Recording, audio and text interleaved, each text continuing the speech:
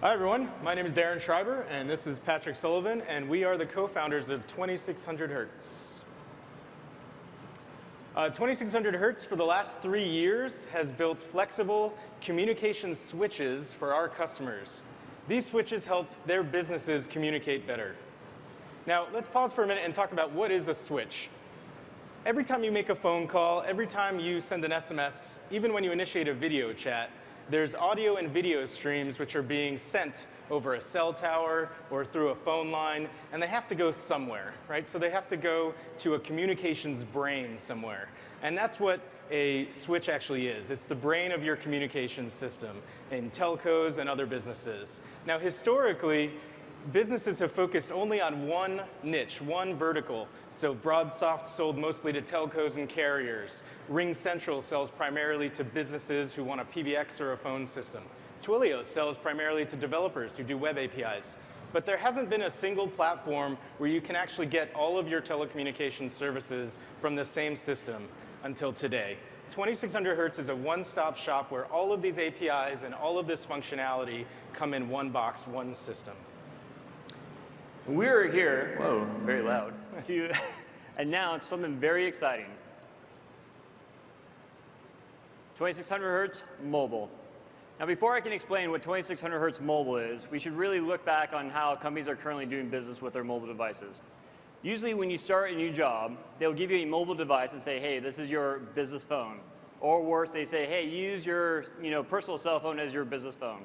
The big issue with this is that that is not an actual business phone. It is just a cell phone. It doesn't do extension dialing. It doesn't do call recording. It doesn't even do time of day routing. It doesn't give you any business features that a business phone should. What it is a smartphone on a dumb network. So what have we done? Well, utilizing the Sprint network, we have been able to integrate mobile with our switch directly. And what does this mean? Well, if you make a cell call, it can now contact our switch exactly on the moment that you make the call, and it routes all the data through the switch. And so all your business logic and all the routing goes through the switch at all times. So how does this work? Well, we built this amazing video last night at 2 in the morning to show you. So we're going to show you how this works. So we're going to give you a scenario, and the scenario is that the CEO has lost or broken his cell phone, right? And obviously, it's a busy CEO. He's got a lot to do. So let's go over sort of what can happen on our system if this scenario were to happen to a CEO who had a 2600 Hertz phone. Okay, so something different about our service is you can actually bring your own device. So you don't have to go to the cell phone carrier to get your device. You can order it off Amazon, and you can take it back to the office, and your secretary can activate it real time from her desk. She can bring it over to you, and even while you're on the phone already on your desk phone, you can dial a simple code on your cell phone, and now your call is transferred to the cell phone seamlessly. The caller doesn't have any idea that that's happened. And your secretary, even if you've left the office, can still see that you're still on the phone. And as soon as you're off the phone, she can call you and tell you about a meeting and how far away you are from it. And you don't even have to have GPS enabled on your phone. We can track it over the wireless network. You can use extension dialing, and we can even record all of your calls, regardless of what device you're on, so you can go back later and remember what your client said if you had forgotten. Those are just some of the examples of what you can do when you're actually tied into the core network versus an over-the-top application. So just a quick recap. You can do seamless call transfers, presence lights on the mobile, location tracking without the GPS, which is a huge one, and then cloud call recording. So let's now talk about some of the advanced features you can do. Because everything is running through the switch, you can do advanced features like real-time transcription. What that means is speech-to-text transcription on the fly. This is great for trainings. This is also great for trainings and archiving. Furthermore, because we've pretty much built out this entire network and we don't actually have to have access to the internet, you can actually set up private telecom networks. What's this important for? Well, the government is one thing that likes to have a private telecom network. Military, hospitals, banks, anything that really needs that extra layer of security, and they need a private network that no one else can break into, in theory. And finally, international calls over IP are significantly cheaper. If you've ever tried to make an international call through Verizon or AT&T, it's extremely expensive. Since all your calls are now routed through our switch and it's via IP, it's dirt cheap. So I want to drive home one of the most important things about this technology and make sure that you've really picked up on this. On a cell phone, a lot of people are talking about the next app that's going to be or replace your business phone. But if you actually look carefully at all those other apps, almost all of them are over the top. What that means is they work on Wi-Fi well, but as soon as you go out of the office or you go somewhere else, they're now trying to send your phone call over the data network.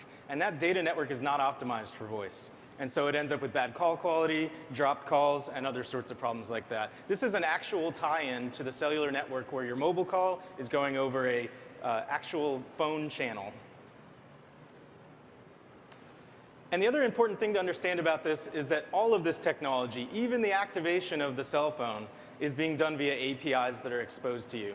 If you don't like our interface, you don't like our UI, you can attach your own software and your own systems to activate the cellular devices. If you want to get really creative, you can take a certified device that you have, a different phone that can operate on the same network. It doesn't even have to use voice. It can use just the data portion of the API to activate the device. It could be a talking laundry machine that calls you when your laundry is done.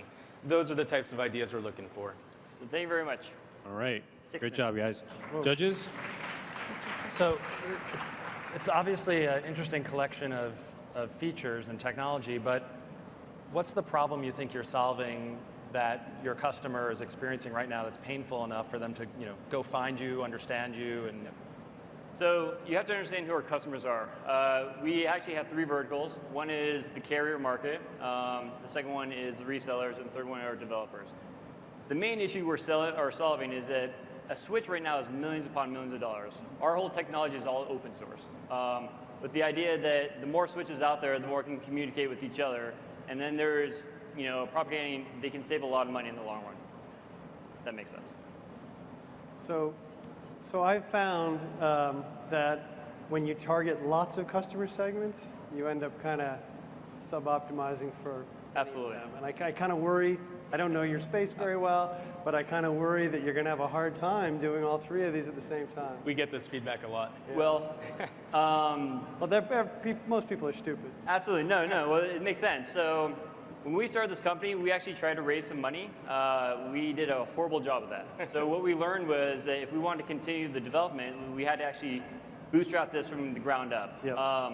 So the carrier sales is about 5 to 7 year sales cycle. Yeah. Our main revenue right now is through resellers. They can white label our solution. They can go into businesses. They can literally build the next, 8x8 or Ring Central if they want to on our system. Yeah. We give them all the building blocks to build whatever they want. They can also do some really cool integrations with, transcription, or they can do video integrations. And so that's.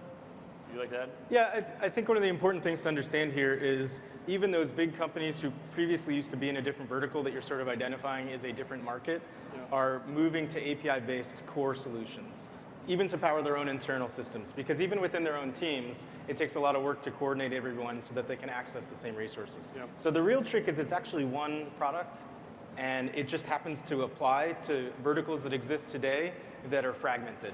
And in reality, it's really a unification of those fragments, but we have to market individually to each of them because they're used to it. But the core technology is the exact same piece of software across all 3. And there's just different apps that run on top of it that make it appear to what they're used to. But I would encourage you guys to focus in on one set, marketing, prove yeah. it works. It's going to be hard to market to all these different segments. Understood. Absolutely. And we've been in business for about 3 years right now.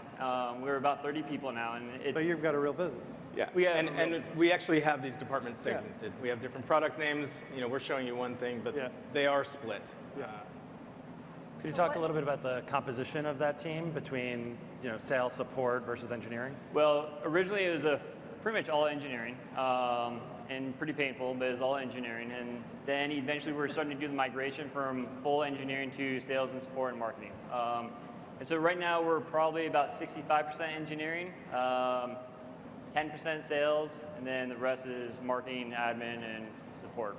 The open source aspect of this has also brought sort of an unexpected marketing element to it, which has been really good to us. Telecom's really complicated, and even big companies, they basically say to an engineer, go solve this problem, and they call us because they find us somehow on the web. And that's sort of allowed us to bring in contracts that, frankly, we could have never dreamed of that have been really good for us. So is your product just software, or do you have hardware as part of it? Do you have different software products? It started as software. Okay. We now have 30% of our customers Frankly, we've learned even some of the big guys, they don't want to deal with running their own data center stuff. It's quicker for them to get to market if we can provide a starting platform for them. And then our technology is actually super unique in that they can move their customers to their own data center later once they've proven out the technology. And there's not even any downtime in doing that. You can do that transparently. Right? So that's what's been happening is a lot of these companies start with us, and then frankly, they come back to us and they say, you guys are doing a great job, we don't want to move. So it's ended up being a split. So you're running servers with the software. Correct. And if companies choose to, they can move to their own cloud. That's correct, and then it becomes a support and maintenance agreement. So we still retain the client, but they get the flexibility they were looking for, which is fairly unique as well. Okay.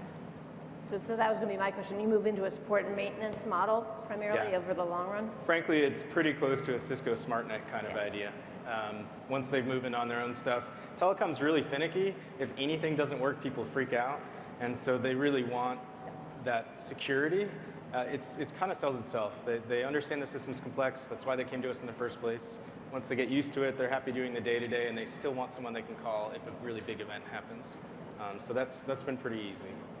You mentioned the ability to have a phone network that doesn't touch the internet that might be appealing to the government. Have you made any progress along those lines? I assume there's certification stuff that I don't really know anything about, but hopefully you do. So have you done that?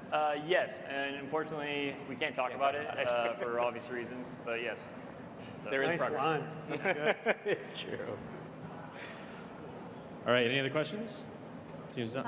I have one more question. So how much more active product development do you have to do, or are you pretty much ready to go into just sales and That's a good question. building out that support staff? It's a really good question. Can I take this? Honestly, we spent a lot of time on just the engineering. We didn't even have a lot of salespeople, as Patrick said before.